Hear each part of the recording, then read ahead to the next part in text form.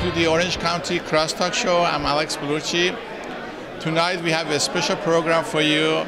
I'm here at World Affairs Council of Orange County, and guest speaker tonight is Ambassador Salah Tekaya from Tunisia, who is going to be talking about the Arab Spring and the aftermath.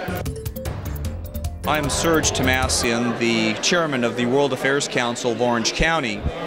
And this evening, here at the Center Club in Costa Mesa, we are particularly proud and honored to have as our guest speaker the Tunisian ambassador to the United States, Ambassador Tekaya, who's going to address tonight the issues that happened about a year ago in Tunisia with the beginnings of the Arab Revolution, Arab Revolt, the Arab Spring, the various names that it's been given.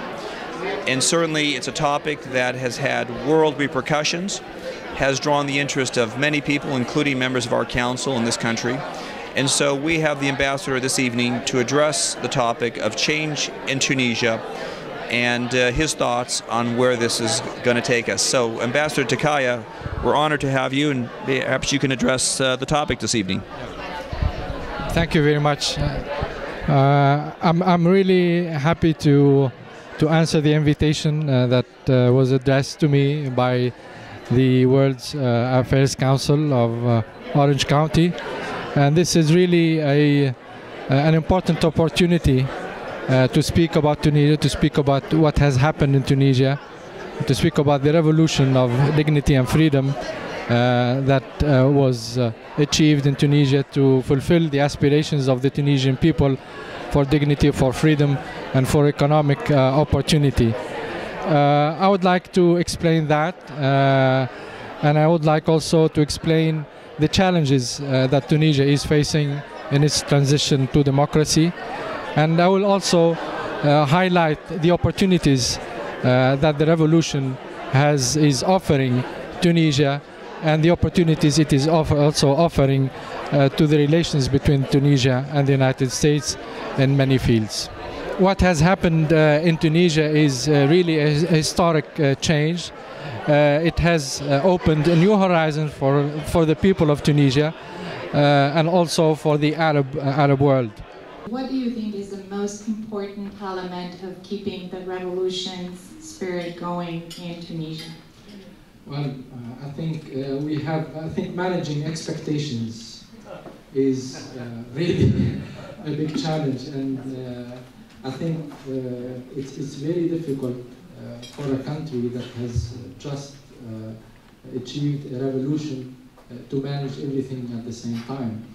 It takes time, it takes a lot of efforts, a lot of patience, but I think the main thing is to be determined to achieve the success that I was mentioning.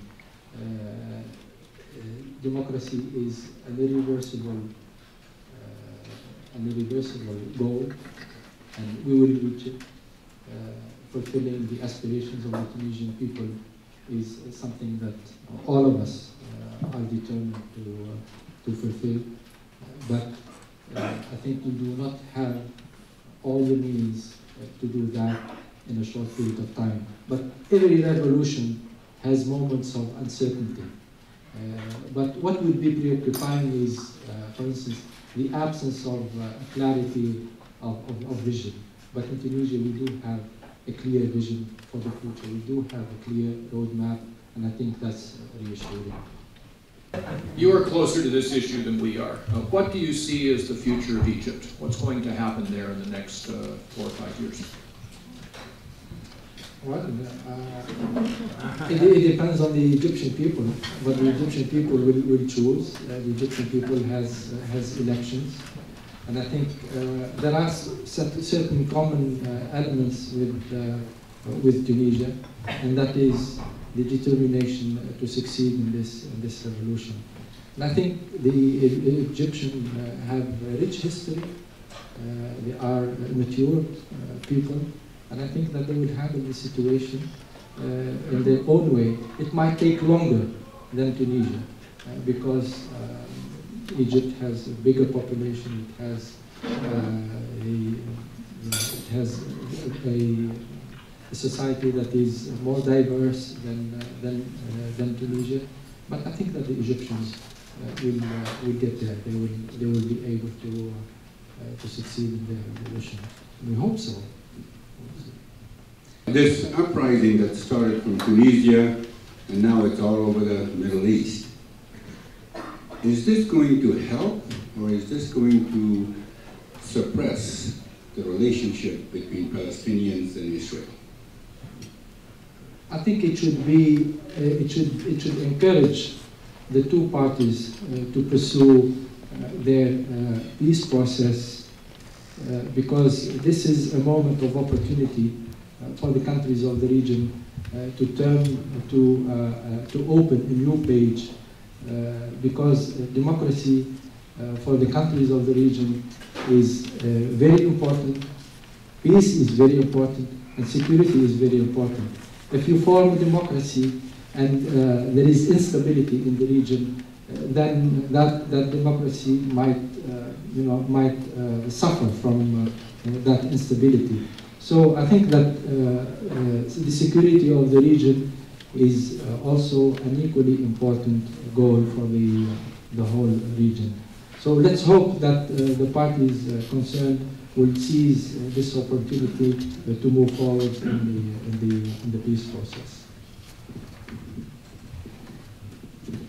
I'm just curious, how much of Ben Ali's money have you managed to recover, and how much is still missing? I think that there are legal procedures in place. We don't know how much. Of course, it depends on the countries where the money is. We don't know exactly how much that is, and maybe investigations will show.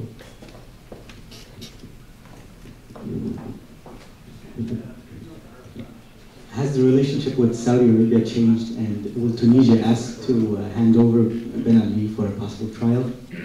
Yeah, the Tunisian government has demanded the extradition of Ben Ali, certainly, but that should not affect the relations between the two countries and between the two peoples. The demand for extradition will remain because it is also a legal matter in Tunisia, and the Tunisian people want the former president to be extradited to be judged, but that shouldn't really be an impediment on strengthening the relations with Saudi Arabia, and it will not. If it had not been for the Tunisian revolt, do you think this would have occurred in the other Arab countries, or would it perhaps would have been delayed and not have occurred this last year? Well, maybe it would have taken longer to reach that, because what has happened in Tunisia was not the result of a single incident, because it was really the result of an accumulation of frustration, of oppression, of really deprivation, of lack of freedom and lack of opportunity. But sooner or later we were, expecting that something would happen. But we are lucky that it didn't take us longer to achieve that revolution. Ambassador, I just had one question, only because it was in the flyer. The merchant, Mohamed, that kind of started that was the event when he committed suicide there by lighting himself on fire. In Iran, there was a woman named Neda that a lot of the Persian Americans that are here know that she was killed during the course of the protests there. And that inspired many of the people in Iran and here to oppose the government, but the results are different. Any comments? Well, a single event in a country, lit the spark of the revolution. In other countries, because they do have, their own characteristics, their own specificities, things did not go the way things went in Tunisia. So I consider that Tunisia, the way the things that happen in Tunisia is really a reflection of the Tunisian way of doing things. In other countries, things might be different. It doesn't mean that anyone that burns himself or herself would provoke a revolution. But it happened that in Tunisia, because of the circumstances in that country, that act, that incident led to a revolution. So I think that each country has its own its own characteristics and specificities. Thank you, Ambassador. Thank you very much.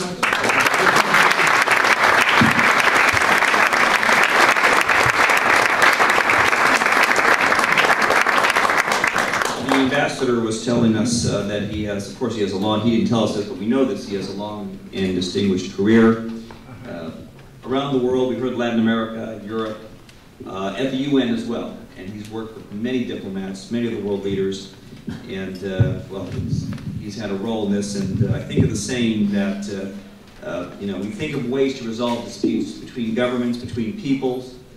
There's always, unfortunately, the military option, but there's also the diplomatic option, the peace option. And the expression, blessed are the peacemakers, I think, the diplomats. It's something that, it's a service that you do as a career, so we admire that very much as the diplomats.